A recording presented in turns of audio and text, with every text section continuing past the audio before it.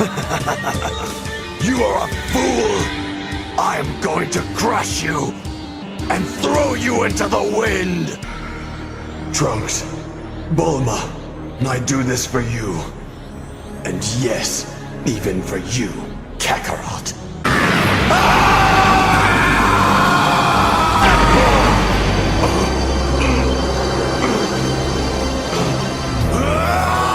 And so, one of the Earth's greatest warriors has vanished in a blinding flash of light, having made the ultimate sacrifice for the sake of his loved ones. His name was Vegeta, a proud Saiyan prince.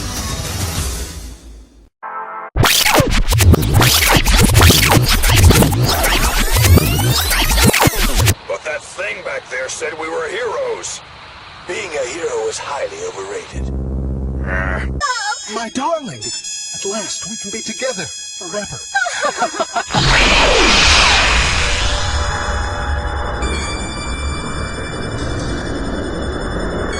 There's nothing like a little fireworks when you say goodbye.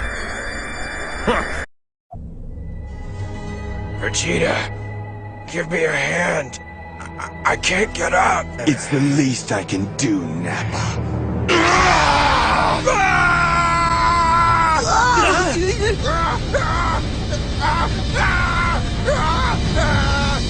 Maybe you won't be such a disappointment when you're dead.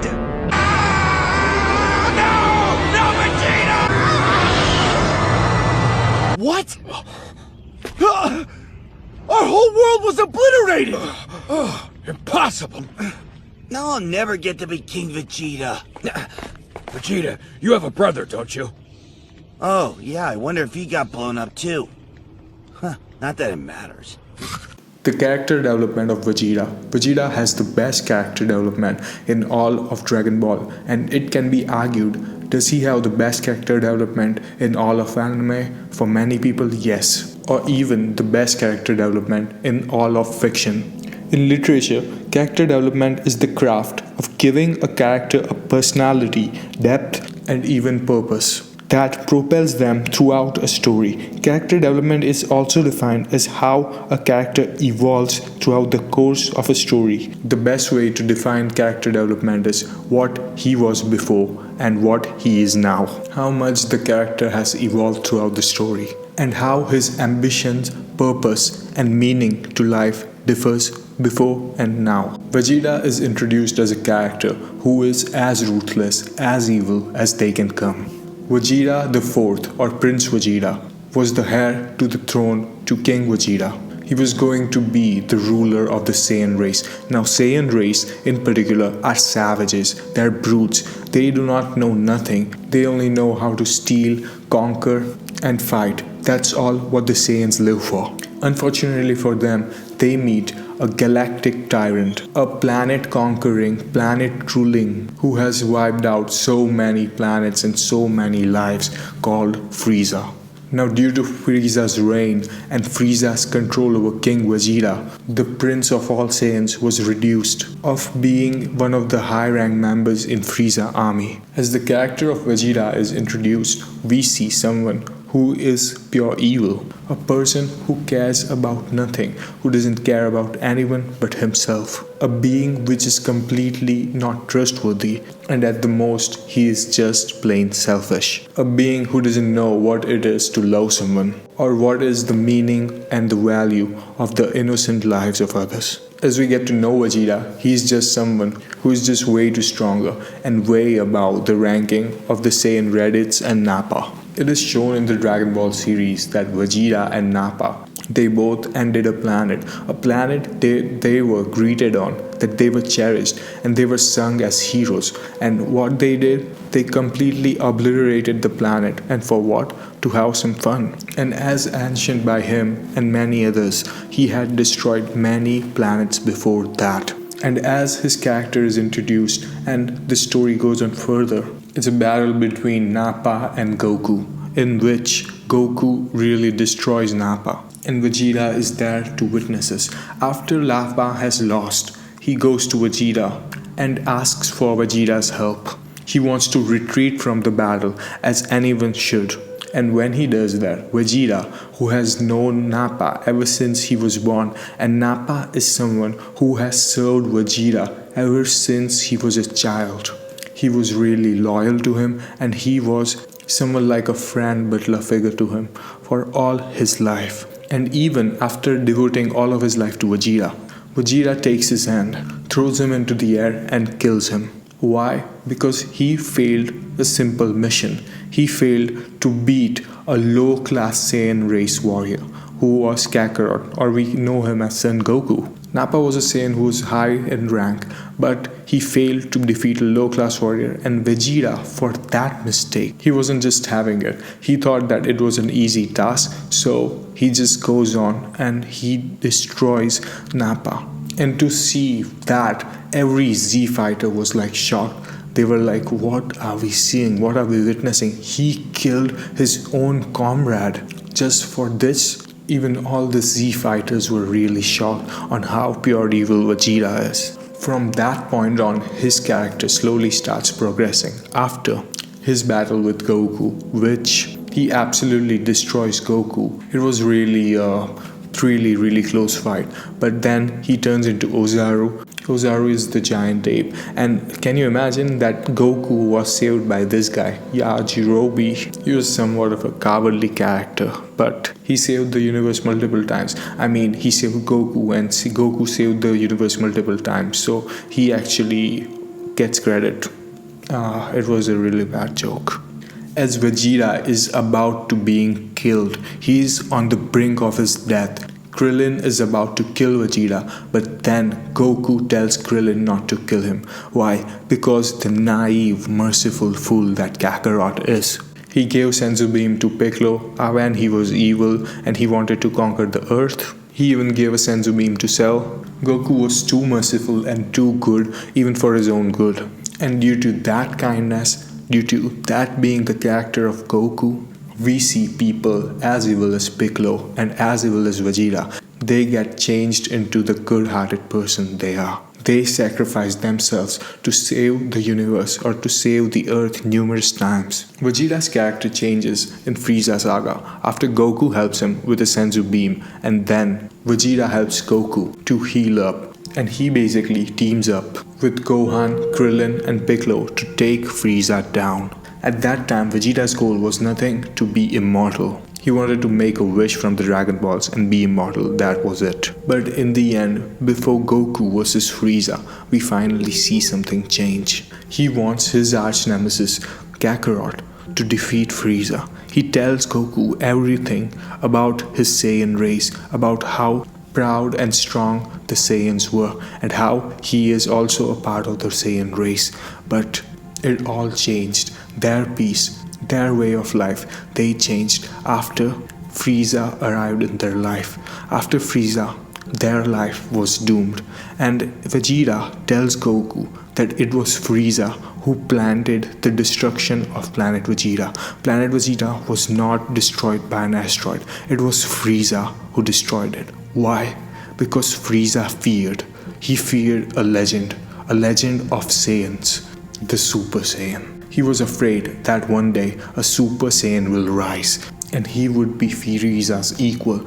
Not only equal, he would obliterate Frieza. Vegeta, in his past, he has shown that he did not care about his people, his race, about anything. But the truth is, he cared about it really deeply. He had a soft heart deep down inside his cold, evil heart. As in his final moments, he is seen crying to Goku about how he should destroy Frieza, how he's the only one who could defeat him, and he should. That's the first glimpse that we get of Vegeta's kindness. This is the time when we get to see how slowly Vegeta's character has progressed. After that, he is revived from the Dragon Balls. But as we see more, Vegeta witnesses the legend of Super Saiyan with his own eyes. He sees Goku achieve the form. After that, he wants only one thing, and that is to be a Super Saiyan. Because as per King Vegeta's wishes, it should have been Vegeta to become the Super Saiyan. Ever since Vegeta was a kid, he was told that the legend of Super Saiyan was truly his destiny. So as his goal was to become a Super Saiyan, he goes off in the search of Goku. But Kakarot is nowhere to be found. So what does he do? He just goes to Earth. As he goes to Earth, he is just greeted well. At first, people were a bit of skeptical of him, they were afraid of him, but after that, he just becomes familiar with Goku and his gang. Not so familiar, just a little bit. But as he is there to find Goku, everyone tells him that Goku is in space, somewhere out of space. They don't know where he is, what he is, or when he will be coming back. And suddenly, a really bad news just appears. And that bad news happens to be Frieza. Frieza is back, yeah. Goku didn't finish the job. He did not kill Frieza. He let Frieza go. Just like before, as we mentioned, he was so kind for his own good. This time, his own kindness was gonna cause the destruction of his home planet and all of his loved ones. Frieza came and he was hungry. He just wanted to kill each and every Earthling due to the fact that he was defeated by Goku. As all the Z fighters gather together, even Vegeta goes on to fight Frieza with every other Z fighter. Something happens. It's a Super Saiyan, but not Goku. It's another Super Saiyan, Trunks. Trunks easily slices Frieza's off, cuts him into tiny pieces, and boom, the Earth is saved. To which Vegeta just loses his mind. Vegeta at that time doesn't know that Trunks is his own son from the future. And the fact that now not only has Goku surpassed him, but there is also another random Super Saiyan who has surpassed Vegeta. And that thing is like a demon in Vegeta's head. So he does everything in his power to become a Super Saiyan. And as his unforgiving training progresses further and further, as he trains in 300 times gravity, he falls in love with Bulma. Falling in love is not the right word. I should say smash.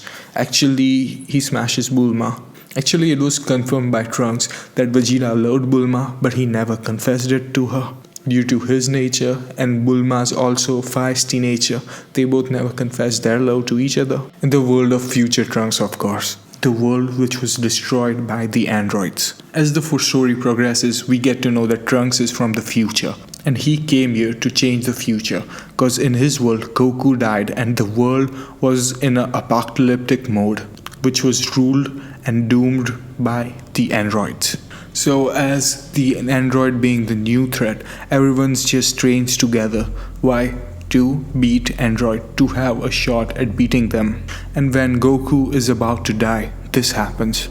Even at that time, Vegeta is not fighting for someone other than himself. He is just there for the thrill of the battle. As he's a Saiyan, he wants nothing more than some blood and gruesomeness. As he's a Saiyan and it is in his blood. Vegeta stays around and he just helps all the Z fighter. Now, let me tell you something. He doesn't care about the future or he doesn't care about the Earth at all. All he wants is a good challenge for him. He wants to be the toughest fighter, the best fighter in the universe. And that is why he waits and fights and helps Goku and the others to defeat the androids and Cell. He does not do it due to goodness in his heart. He does it for the thrill. For putting himself against the best the universe has to offer. As he wants to be the best warrior which ever existed in the universe. Now, to put himself to the test against the best, he goes on so far as to let Cell achieve his final form. He lets Cell become the perfect Cell, the perfect version of himself. For an itch to fight the best in the universe, he risks everything. The universe's fate, his own future with Bulma and Trunks, everything, so that he could fight the best. He put everything online, not knowing the consequence and repercussions, just because he was a prideful, egomaniac man. So in the Cell Saga, his character develops. After the death of Goku, Gohan doesn't finish the job, which leads Cell to do a final move, which was going to destroy the Earth. Cell is basically a balloon of energy which would wipe out the entire universe, not just Earth. Due to the lack of Gohan being able to finish the job, Gohan could have killed Cell, but he just refused. He just kept pushing and stalling time. Cell, after being blown up, he returns to Earth, and when he does, it's Gohan with one hand Kamehameha versus Cell, final, full form, full power, Kamehameha. Cell even learns the technique of instant transmission. We get to see Vegeta's development at that point. After Cell kills Trunk with a single blow, Cell is being shown so dominant that he kills Trunk with a single ki blast. Trunks is being sacrificed for the show of Cell's power. Vegeta just loses his mind and he just goes berserk after Cell. It is the first time we see in the series that Vegeta actually shows the feeling of love. He is truly enraged that someone had killed his own son and he wants nothing but revenge. It is the first time that Vegeta feels the grief of losing someone important which was close to his heart. And this is the time where Vegeta character develops even further. From no emotions to feeling emotion for someone and showing love and compassion. His character development is shown even further in the Cell Saga after he rages towards Cell for the grief of his son passing away. Even that rage is unable to defeat Cell or even challenge the power of Cell. Cell just easily defeats Vegeta like he is nothing. But then, as Cell is about to land the killing blow on Vegeta, Gohan dives in and he protects Vegeta, risking his own life. This moment was gonna be the starting of Cell's Kamehameha versus Gohan, one hand father-son Kamehameha. At that moment, as it is shown that Gohan puts everything on the line to save Vegeta, Vegeta knowing that if it weren't for Gohan, he would be dust by the moment. As he sees Gohan trying to protect him and save his own life, he tells Gohan sorry. This is the moment where Vegeta's character development furthers up. As at that moment, it is shown that Vegeta feels responsible. It is on him that he let Cell achieve the perfect form. He could have obliterated, crushed, defeated Cell so easily when he was imperfect before androids were absorbed. Vegeta is disappointed and he is left with sorrow and regrets. In his final moments, he feels the blame is on him, and that is why he just apologizes to Gohan, someone like Vegeta. Vegeta saying sorry was such a moment. It was a really crucial and important moment for Dragon Ball, and it just showed that how further his character had developed. And that just wasn't it. The character development wasn't just gonna stop there. In the Cell Saga, the final quote that Vegeta says, how could Kakarot die like that? He had no fear, no regrets, no sad, angry emotion in his eyes. Vegeta was shocked that how could he die like that? His death was that of a true, pure-hearted warrior who sacrificed his own life for the sake of universe, which just shakes Vegeta to his core, to his soul. After Cell Saga, Vegeta's character has progressed pretty much, as he is shown to be someone who cares about his own son and his own family. He was shown to be found responsible and to even feel guilty of what he had done. But in Buu Saga, everything changes. His character develops even more beyond. The story changes even more dynamic of Vegeta's character. Vegeta is literally someone else entirely from the day we first laid ever eyes on him. It is shown that in Buu Saga, Vegeta just wants to prove one thing, and that he is not second to Kakarot, and he is the best fighter. He's the most gifted and the most powerful Saiyan or warrior there is. In the Buu Saga, he deliberately let himself fall under the spell of Babari. as he saw what strength and what power a spell like Babadi's magic could do to him. That moment, he found a reason to be evil again, and to go back on his past. He wanted to become what he was already, and he claimed that he didn't want to change furthermore. So, as Vegeta turns evil and as he turns Majin, he wants nothing but to fight Goku and proves his superiority over him. As he hates being Goku's second, and he hates the fact that his life was saved by Goku many times, and also hated the fact that how he was the most ruthless, most vicious, most evil, most terrific, one of the most feared beings in the universe, and Goku had changed him. He had changed him so much. He was a warrior who was cold of heart. Now, he won't stand any of this, and he would finally defeat Goku and claim what was rightfully his, that he believed this whole time. He was gonna be the strongest, or he was gonna be nothing. As their fight continued, Goku finally knows, and Vegeta, even he knows, that the resurrected Majin Buu is way stronger, and it was their fault that Majin Buu had been resurrected. It was really hopeless at that point. The only choice at that moment that they had was to team up, or it would be everything's doom. Everything that they both love would come to an end if it wasn't for this moment. Vegeta knocks Goku out cold from the behind, and he takes the last Senzu beam for himself, which restores all his power and all the damage that Goku had given him. This time, Vegeta finally feels the weight of what he and Goku had done, as they were the one who resurrected Majin Buu. Now Vegeta, he takes upon himself to stop that monster.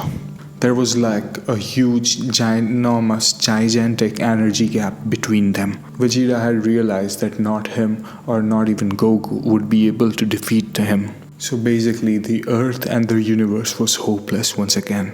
But Vegeta finally decides to take it upon himself, and this time he risks his life to protect the people that he loves. He knew that he was gonna fight a losing battle. He knew that in this battle he was sure to die. He even asked Piccolo that would he meet Goku after his death in the other world afterlife, which Piccolo refuses, as he had caused so much trouble. He had piled up so many sins that he was going straight to hell, and Goku, who was pure of heart, who had saved the universe so many times, was allowed to keep his body so that he could defend the universe further.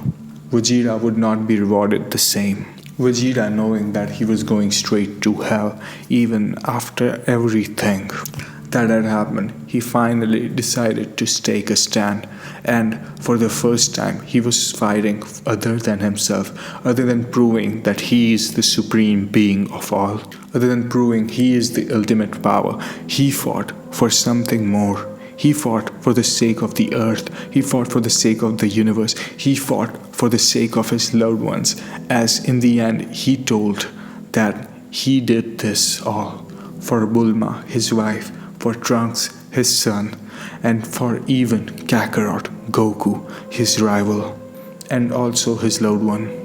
He sent himself blown into the oblivion. Within a flash of light, he disappeared and tried to protect the earth with his own life, sacrificing his life for nothing, as Majin Buu was alive. Now, this is not where Vegeta's character development ends, as now it is shown that Vegeta is not a bad guy anymore. He is someone who is pure of heart, who would sacrifice his own self for the sake of others. He is now a caring, lovable man who loves and cares others, who is now emotional, from being someone who could not love to loving someone, and for fighting for his own sake every time to fighting for others, from being pure evil to being pure kind-hearted warrior. The character of Vegeta had come so far. In the final arc, in the final moments, he, being the prince of all saints, he stoops so low that he begs Earthling for asking for their power. Vegeta pleads to them and even goes as far as to saying that I beg you. Vegeta, being the prince, the prideful man he was, he begs. He even gives up his own pride for the sake of universe and his loved ones. Now this was the ultimate thing, as pride is something that Vegeta, he measures that thing above everything.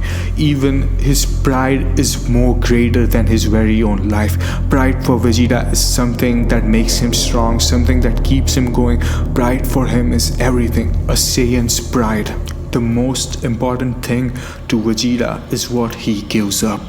And also in the very end, he finally admits and he confirms that Goku is better than him, and he always has been better than him. And in the end, he showed that he admired and loved Goku. Amazing. How do you do it, Kakarot?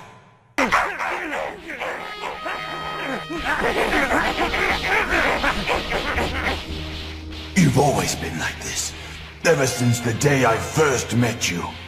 Always ready to meet the next challenge, even if it's bigger than you are.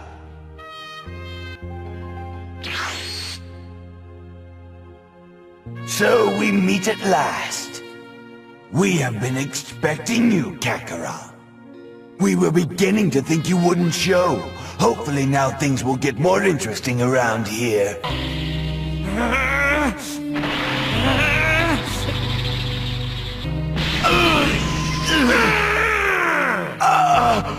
How can this be happening?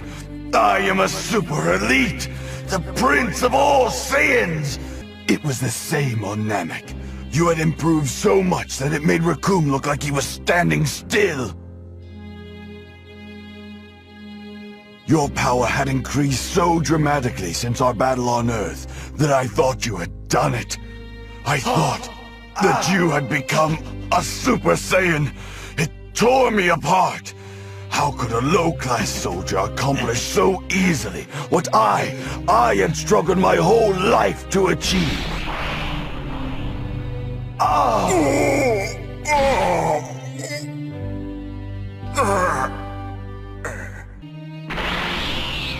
Then at last it happened. I too transformed. After living every moment of every day for the singular purpose of surpassing you, I finally became a Super Saiyan myself. The prince had reclaimed his throne and fulfilled his destiny. But no matter how strong I became, your power still exceeded mine. At first, I thought it was your loved ones, that it was your instinct to protect them that spurred you on and pushed you beyond your limits. But then I found myself with a family of my own, and my power didn't increase at all. I used to fight for the sheer pleasure of it, for the thrill of the hunt. Oh, I had the strength unmeasurable. I spared no one. And yet, you showed mercy to everyone, even your fiercest enemies, even me. Yet you never fought to kill, nor for revenge, only to test your limits and to push yourself beyond them, to become the strongest you could possibly be. How can a Saiyan fight like that, and at the same time be so gentle that he wouldn't hurt a fly? Oh, it makes me angry just thinking about it. But perhaps it is my anger that has made me blind to the truth for so long. I see it now. This day has made it all too clear. You're better than me, Kakarot. You are the best.